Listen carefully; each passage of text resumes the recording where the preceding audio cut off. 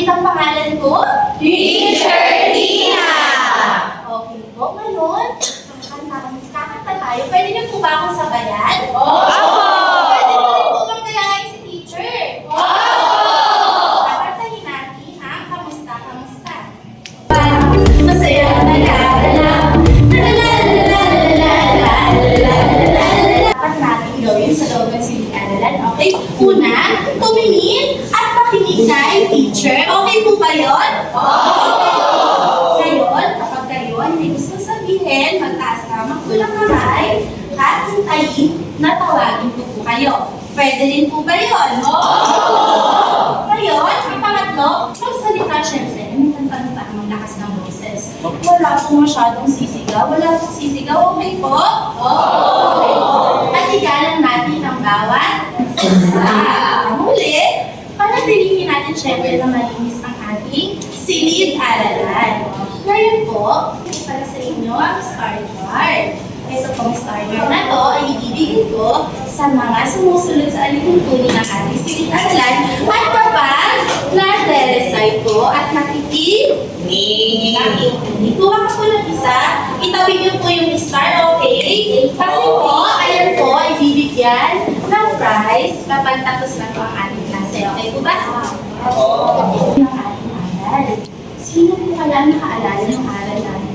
Pinag-aralan natin kahapon. Sige po.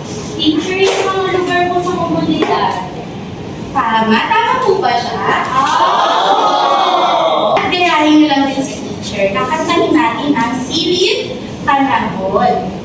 Okay, ngayon po. Tapigin na po natin ang ating mga kita. Anong nakikita nyo sa labas? Maalaw ba o maulan? Ang hangin ba ay malakas? Puro ulap ka ang kalangitan. Silid, silid, silidin natin. Isip, isip, isipin natin. Anong panahon nakikita nyo? Anong panahon natin ngayon? Okay mga bata, tingnan nga natin ang ating bintana. Silipin nyo nga po sa labas kung ano panahon na nakikita ko.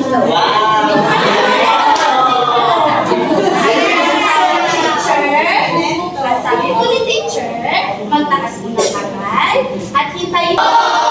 Ano po ang pangalan po kaya niya?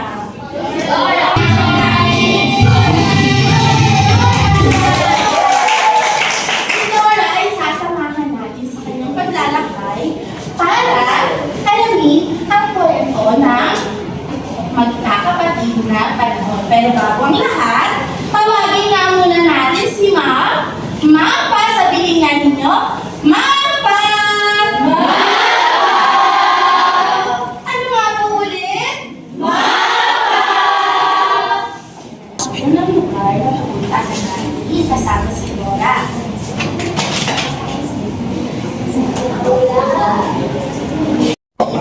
Binat sila si Lalagkilan, si Makula, Mau Maaraw, at si Binding Kami. Ilan na po ulit ang magkakapatid?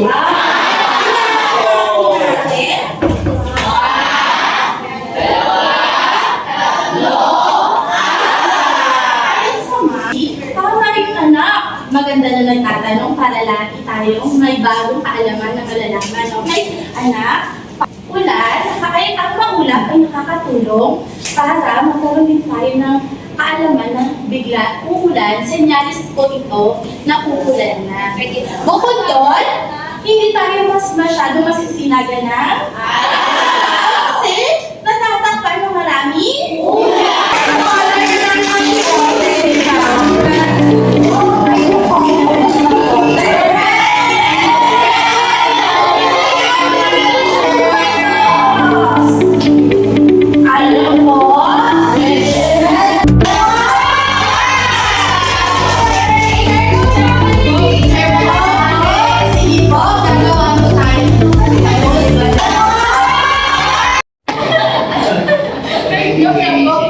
Actually, parang ako kasi yung isang teacher na Gumamit, tapos kahit pa paano equip pa siya.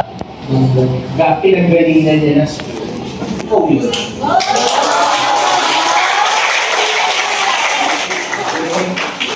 At the same time, may tawagin kasi yung eagerness mo pagdating dyan sa gusto mo talaga mag-feel.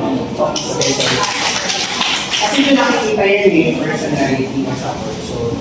Tapos meron kang meron kang yung boses mo kasi, parang, alam mo minsan kasi, dahil pag natutulong ka ng mga ganyan kindergarten, dapat may pagka-okay ka rin minsan.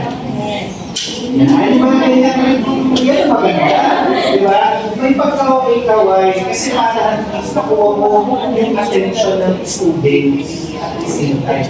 Lalo kung 45 students yan. Kawawa ka kung hindi mo makukuha attention yan. Tapos, nag-i-stack ka from time to time. Kapag merong something na nag-a-against dun sa puno, ay tuloy-tuloy mo, yan din yun. That is a sign na maganda yung classroom management mo. In terms of